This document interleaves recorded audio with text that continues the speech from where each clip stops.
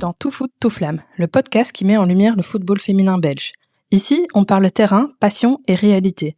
Je pars à la rencontre des joueuses, des clubs et de celles et ceux qui font vivre ce sport au quotidien.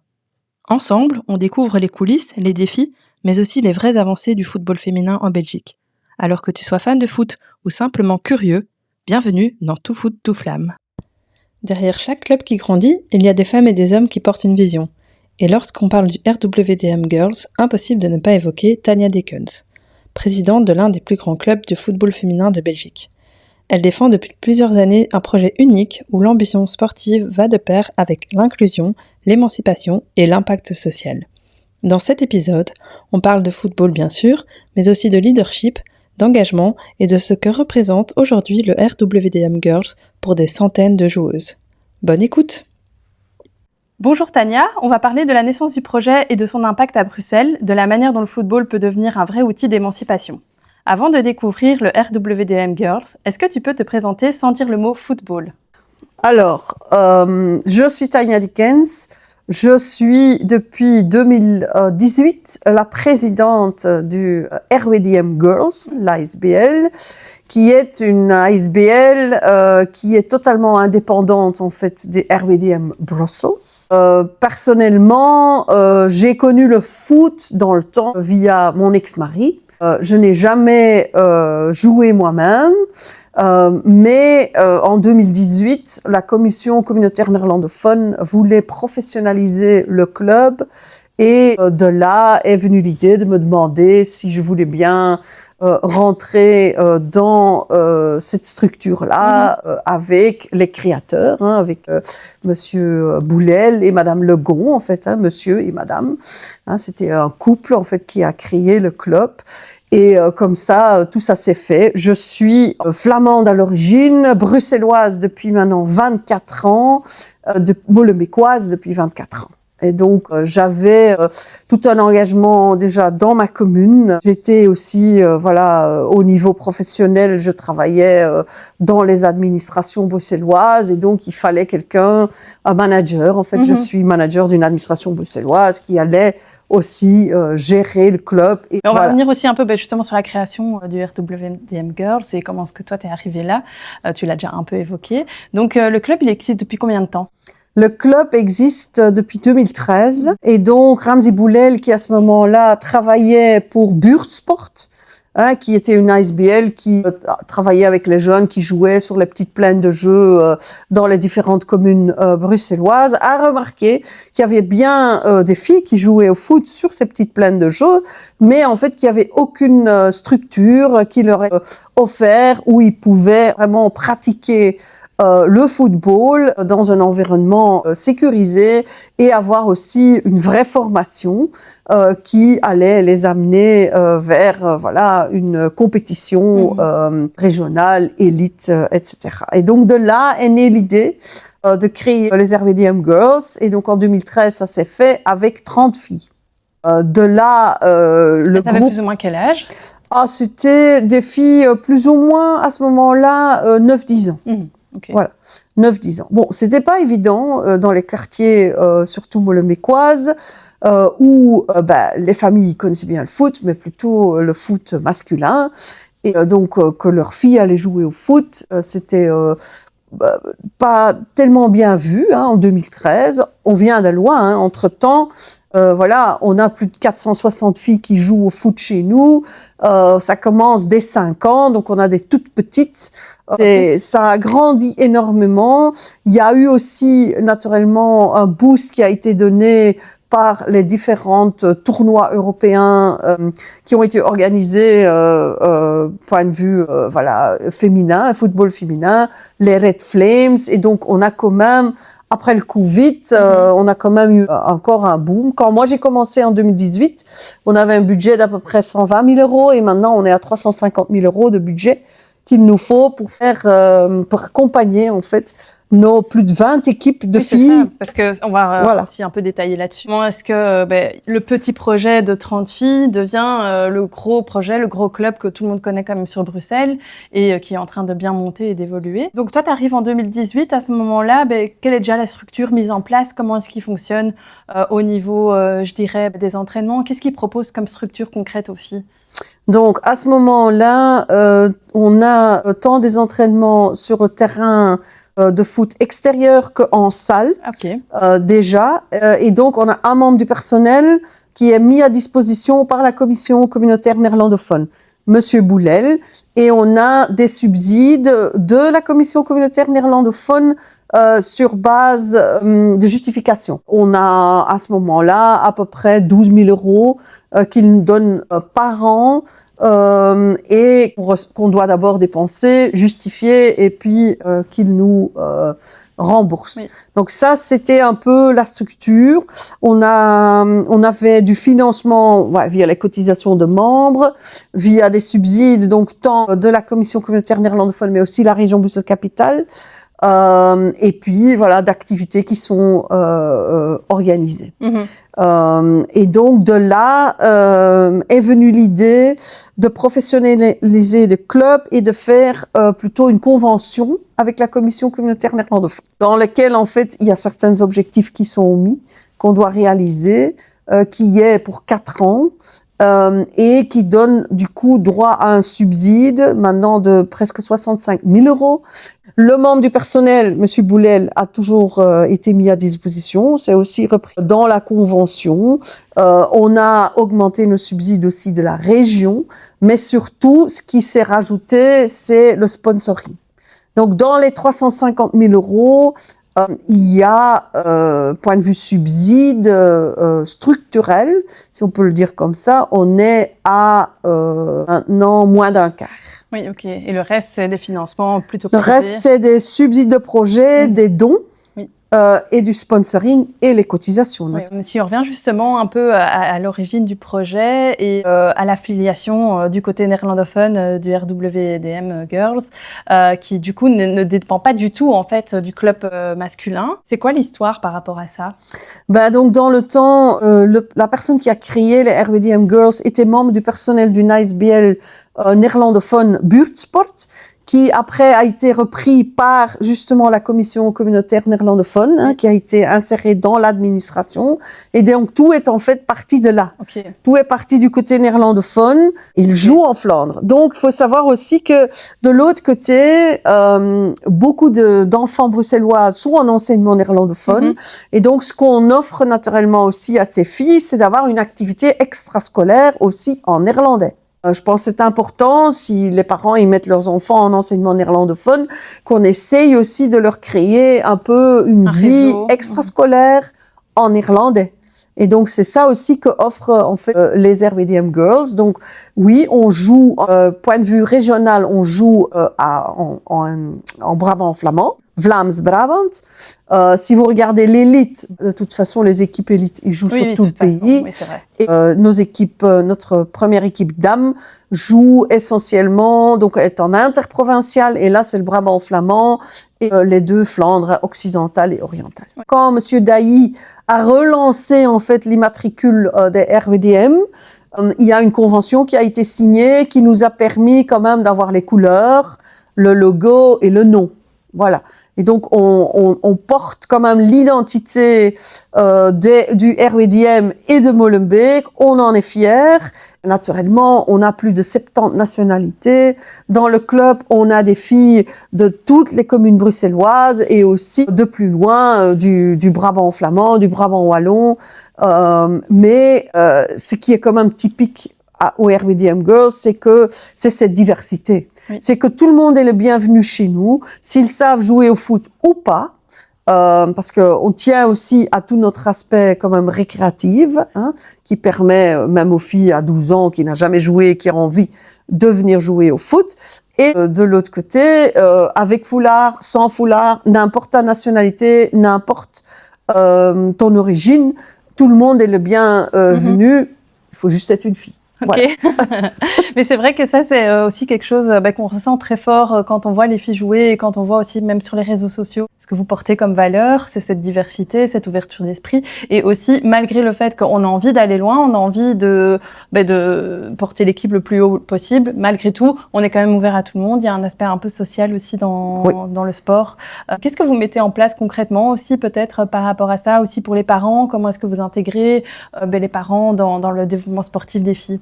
On a naturellement toute une formation au foot, donc des jeunes filles, et donc là on a une coordination en fait des jeunes filles qui se fait. Donc il y a toute une équipe avec aussi un directeur sportif qui est Rachid Mouda, qui prépare le plan de formation tant de l'équipe que individuelle des filles. Donc il y a tout un accompagnement qui est fait des coachs. Cette manière de travailler est expliquée aux parents. Donc, il y a des réunions avec les parents au début de saison, intermédiaire, et il y a aussi des évaluations intermédiaires individuelles de chaque joueuse, avec les parents toujours présents. À côté de ça, on a tout un accompagnement qui se fait aussi plutôt de soutien.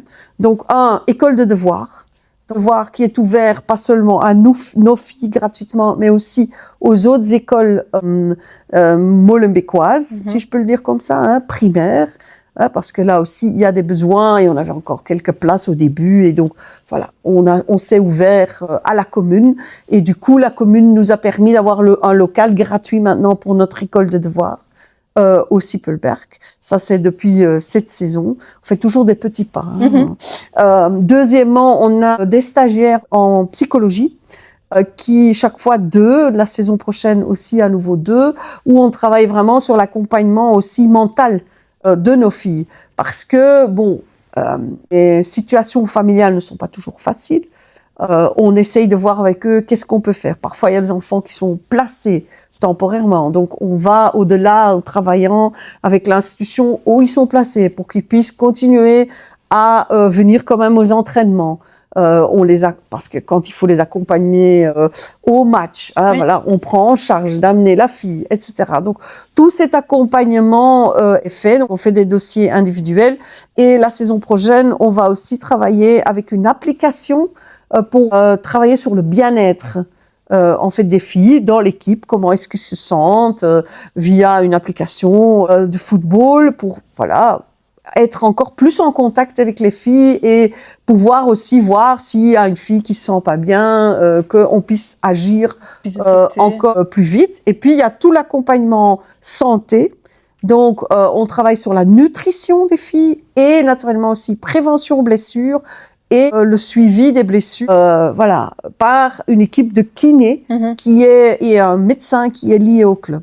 Donc tout ça, ça vient en plus. Vous êtes quand même pas encore si professionnel, on s'entend, si on compare à un club de l'Auto Super League qui est vous montez petit à petit, et ça fait, on le rappelle que une grosse dizaine d'années que vous êtes présent, donc franchement, c'est un beau programme pour ces filles-là qui intègrent le club. Oui, et donc tout ça parce que on veut permettre à tout le monde de s'épanouir.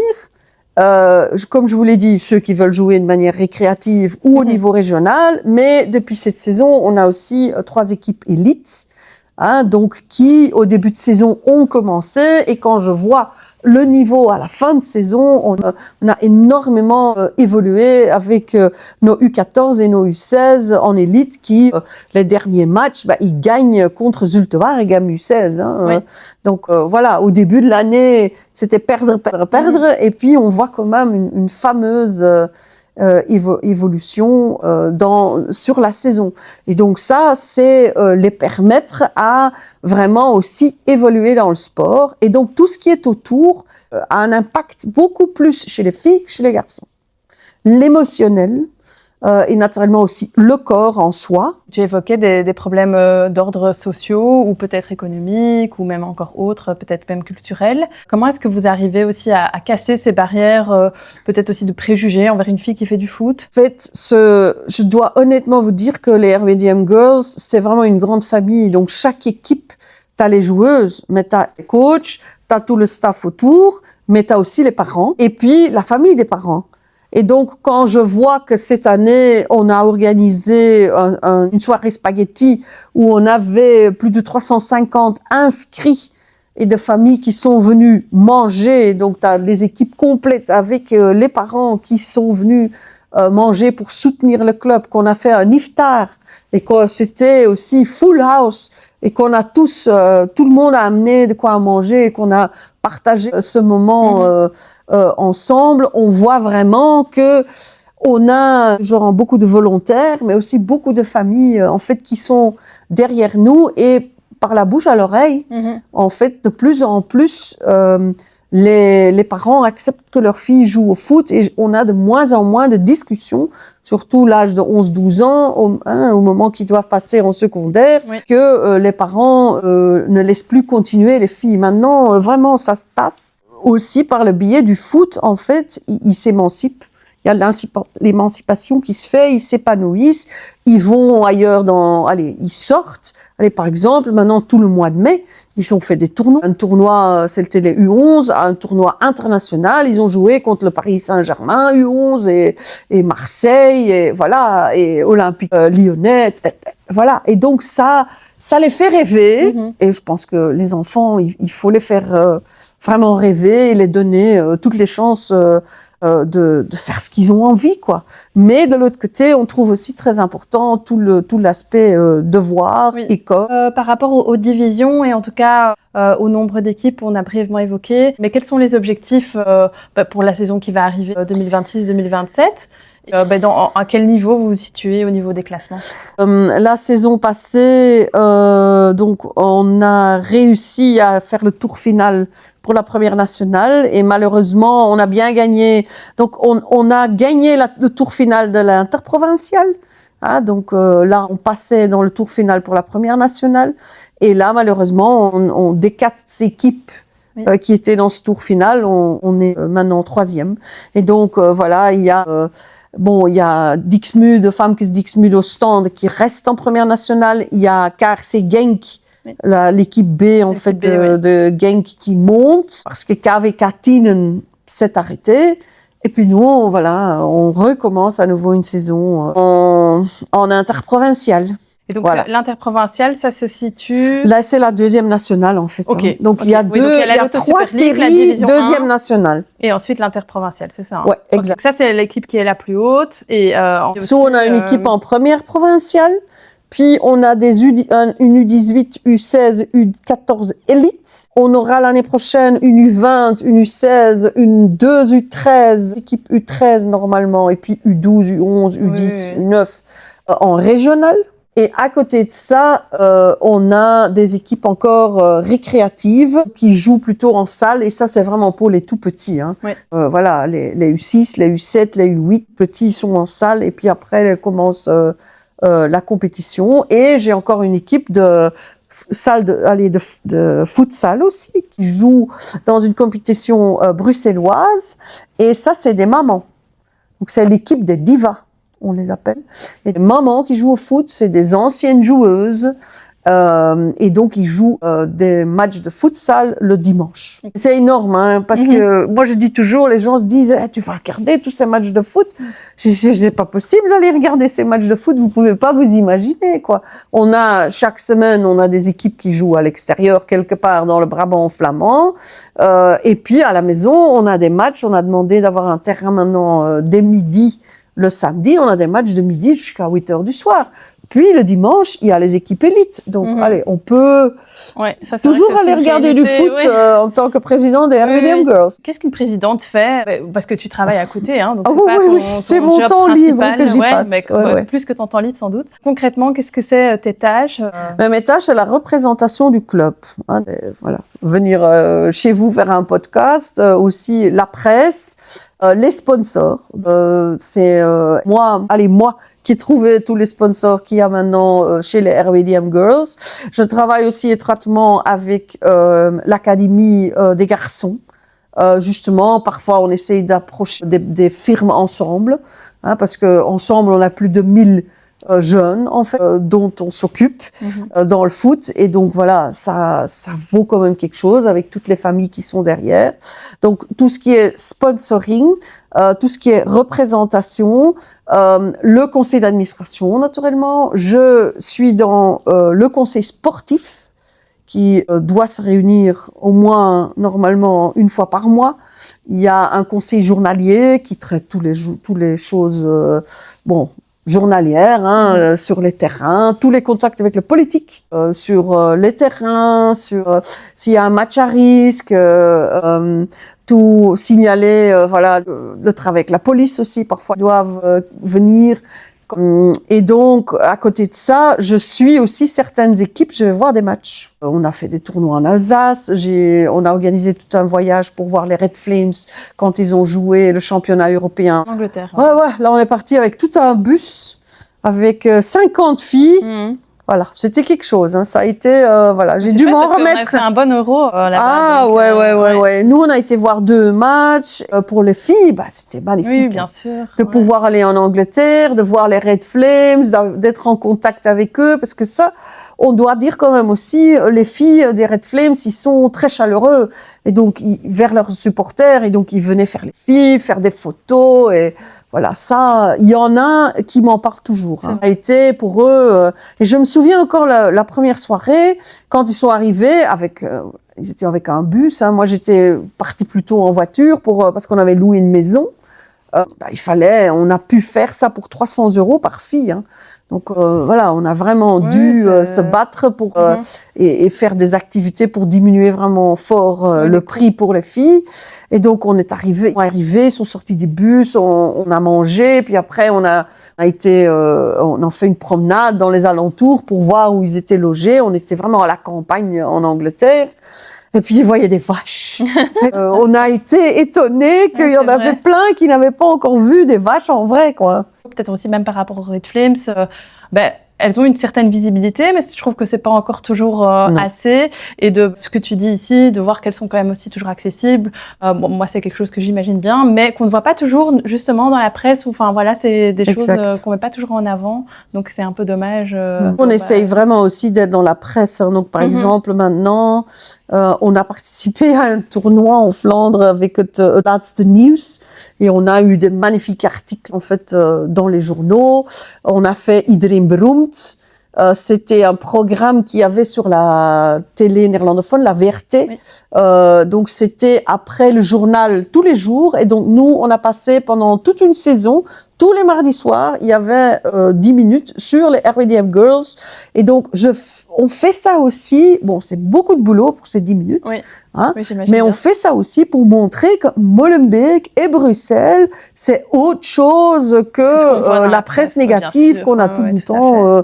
Mais Molenbeek, il y a aussi plein de projets positifs. Oui, bien sûr. Et surtout pour ces jeunes, après les attentats et tout, avoir une adresse à Molenbeek, quand tu cherches du boulot.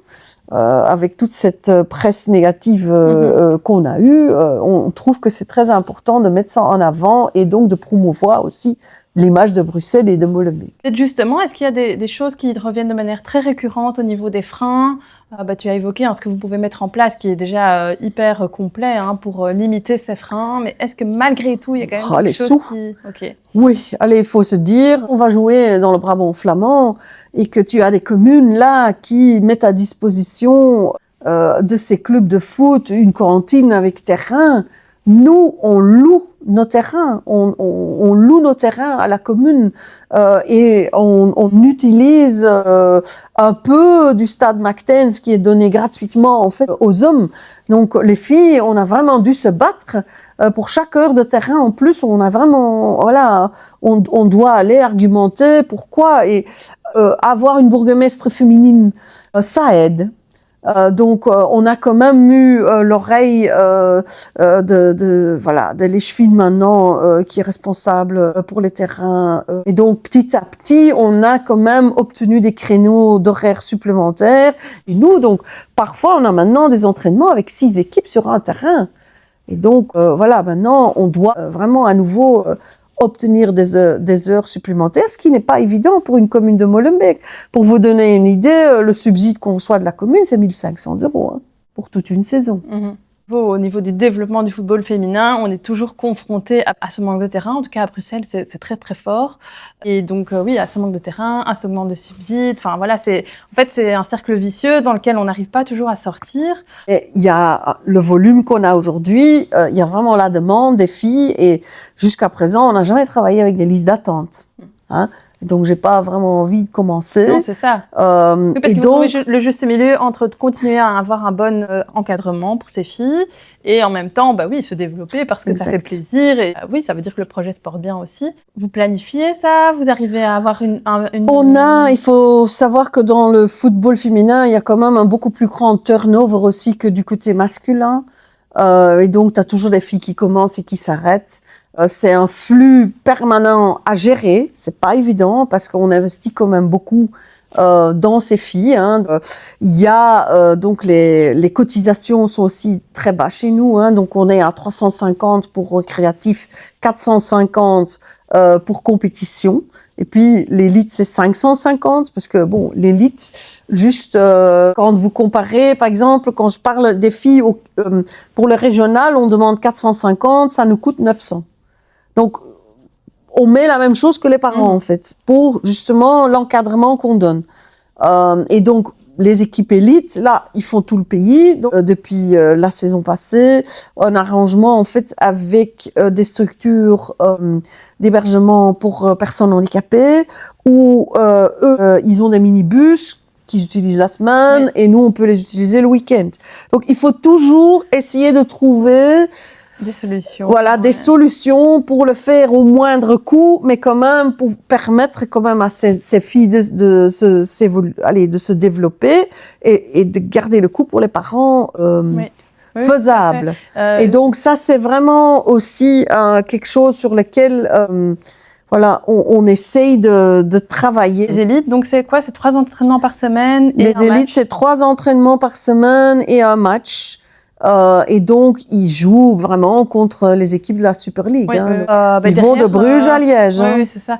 Et donc, derrière, justement, ces équipes, vous avez des bénévoles. Ça représente aussi combien d'employés au niveau du club? Employés, 1. J'ai un employé et une personne mise à disposition par la commission communautaire néerlandophone. Ça, c'est les gens qui sont vraiment en service comme employés. À côté de ça, on travaille donc avec des volontaires qui sont rémunérés dans le cadre du statut de volontaire sportif. Et si c'est pas des coachs, dans le statut volontaire normal. Et des articles 17. Donc des employés article 17.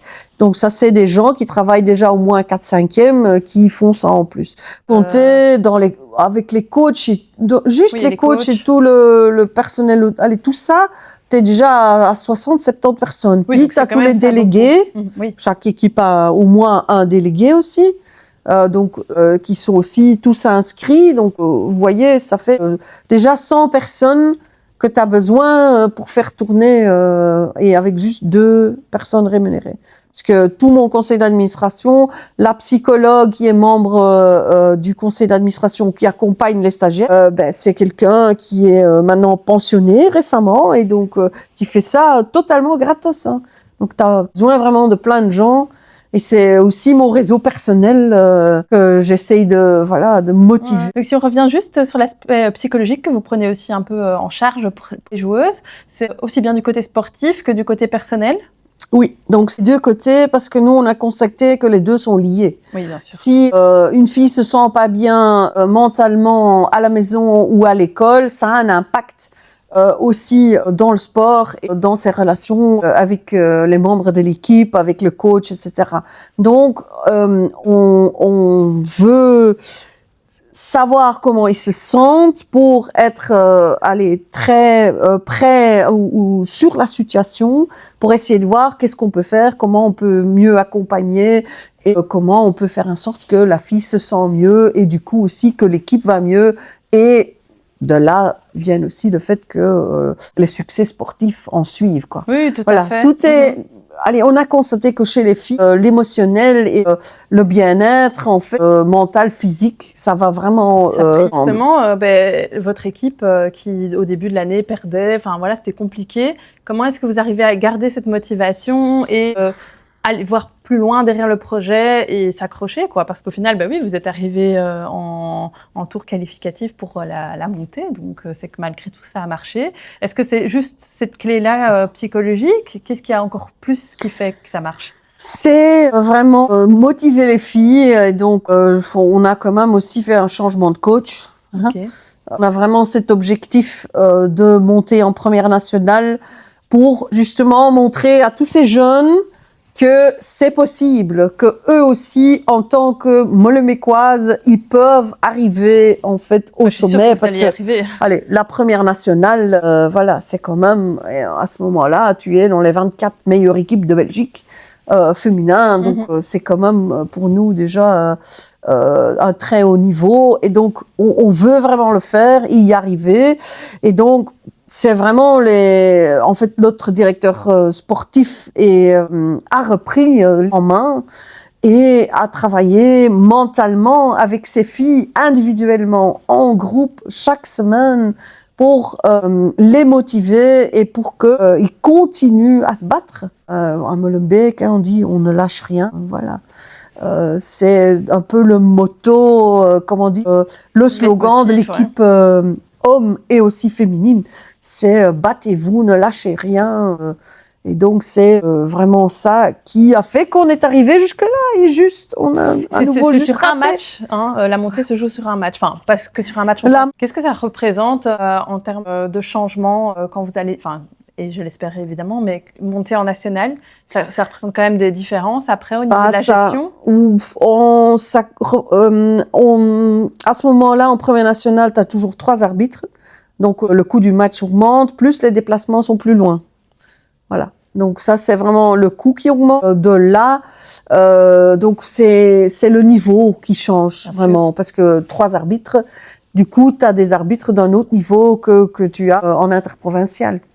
Et donc là aussi, ça c'est, on est Molenbeekoises et on a souvent, les gens ont une appréhension assez négative de notre équipe. Ils nous connaissent pas, mais par la presse, Molenbeek, voilà, il y a des préjugés, et donc parfois il faut, voilà, nos filles, on travaille dès petit la discipline d'être, voilà, à l'heure, en tenue, poli, correct. On répond pas aux arbitres. L'arbitre a toujours raison. Discute pas. Donc c'est vraiment des choses qu'on apprend dès tout petit. Faut savoir que l'équipe première chez nous, ça coûte à peu près 90 000 € quand même. Ouais. Pour une saison. Justement, vous les rémunérez, elles reçoivent des primes, des victoires et autres. Ouais, oui, donc quand même. Oui. Ils ont une rémunération pour les entraînements, certaines. D'autres ne sont que payés pour les matchs, donc ça dépend aussi des niveaux des filles, mais ça dépend s'ils gagnent, ou ils ont naturellement aussi tout leur pack vêtements totalement gratuit. Hein. Oui. Mais dans les autres filles payent des cotisations, mais là-dedans aussi tout le pack est compris. Hein. Ouais. Bon, l'équipe première, il y a le sponsor qui paye le pack. Hein. Oui, c'est peut-être par rapport à l'ADN du projet, quand vous recevez des nouvelles joueuses ou bien des filles qui viennent d'autres clubs. Comment est-ce que vous les formez ou vous les intégrez si elles ont un point de vue différent du foot, peut-être parfois trop compétitif ou pas assez? Comment vous arrivez à trouver le juste milieu avec ces filles? Ouais, donc ça, c'est le travail, en fait. On a un scout, donc on a quelqu'un qui va regarder des matchs dans des équipes du même niveau, plus haut, plus bas, qui va chercher des talents, qui essaye de voir quel profil est-ce qu'il faut encore, quoi. Est-ce que, voilà, il faut des attaquantes ou des défenseuses ou milieu de terrain, selon la place qu'on cherche. Et ensuite, il y a, voilà, on parle avec ces filles, on se présente, on essaye de voir un peu, voilà, qu'est-ce qui est pour eux important. On explique aussi tout notre accompagnement, parce que on essaye aussi de les aider s'ils doivent trouver du travail, ou si ils cherchent des stages, s'ils étudient, les jobs d'étudiants, et aussi donc on essaye, voilà, on a tout cet accompagnement. Si finalement la fille, voilà, elle accepte, on commence dès le début des entraînements à créer vraiment une équipe. Donc ce qui se fait avec les équipes élites, etc., et régionales, on les inscrit dans la coupe, ce qui permet déjà, voilà, avant la saison, de créer une équipe. Et l'équipe première, le sponsor leur offre en fait un stage C'est toujours, ça sera le premier week-end de août, où ils partent tous ensemble, voilà, 3 jours de nuit, pour voilà, apprendre à se connaître et à créer des liens qui va permettre de tenir toute une saison. Vous êtes passé aussi déjà sur un plan analytique des données en match. Qu'est-ce que vous avez sur le point de vue sportif, du coup, pour développer On travaille avec Pro Soccer Data, qui est donc une application utilisée par plusieurs clubs, dans lequel tout est enregistré, qui était présent aux entraînements, les matchs aussi, pour les évaluations. On fait ça et il y a des analyses qui sont faites de leurs matchs. Donc on a dans nos 2 secrétariats, en fait, dans nos deux endroits principaux, donc tant le Mactens que le Sippelberg, on a une grande télé et donc chaque semaine le match est analysé, qu'ils ont joué le dimanche et les adversaires sont analysés. On filme tous nos matchs, hein, donc on a la VO avec laquelle on filme tout le match, que les coachs puissent regarder qu'est-ce qui était bien, sur quoi est-ce qu'il faut travailler, etc. Donc, vous avez mis ça en place à quel moment? Ça fait la VO, je pense, ça fait 3 saisons. Les analyses aussi. Et donc, quand même, ce qui est nouveau de cette saison-ci, c'est qu'ils ont un physical coach et qu'on a maintenant une salle aussi de préparation avant l'entraînement.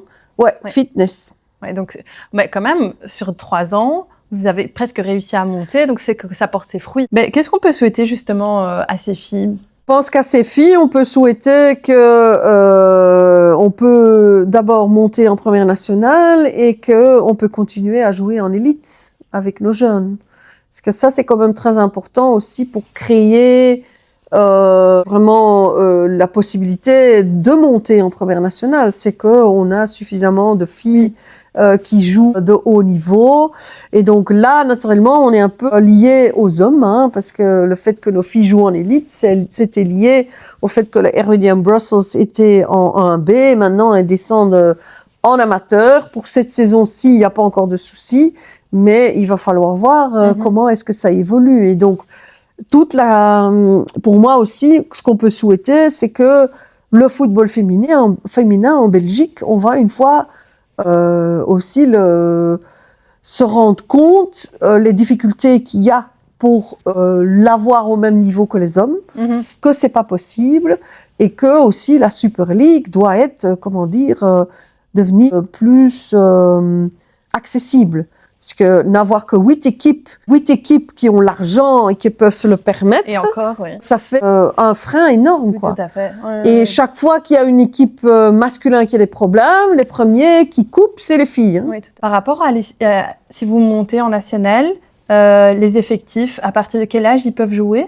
Maintenant, c'est 16 ans.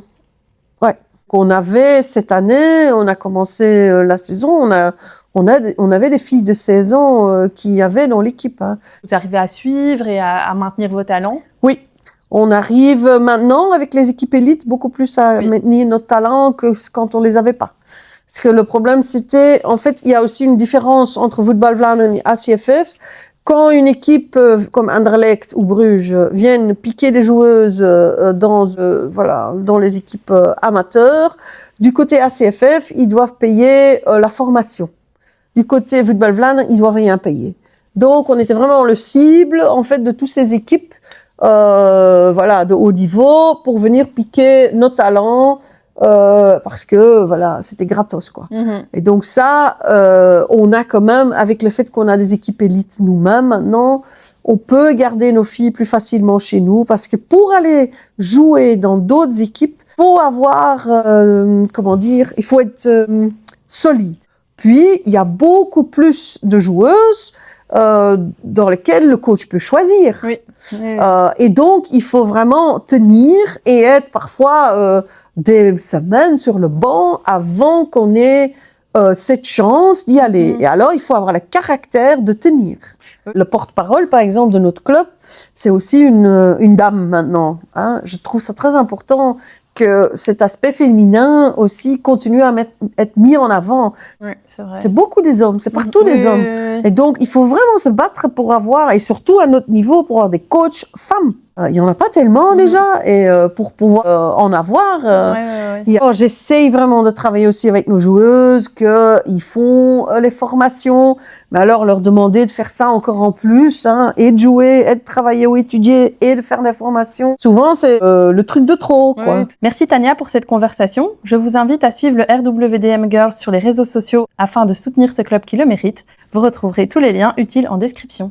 Merci d'avoir écouté cet épisode. Si ça t'a plu, n'hésite pas à t'abonner au podcast pour ne rien manquer des prochains épisodes. Tu peux aussi laisser un like, un commentaire ou partager autour de toi. C'est ce qui aide vraiment à faire grandir le foot féminin en Belgique. On se retrouve très bientôt pour un nouvel épisode.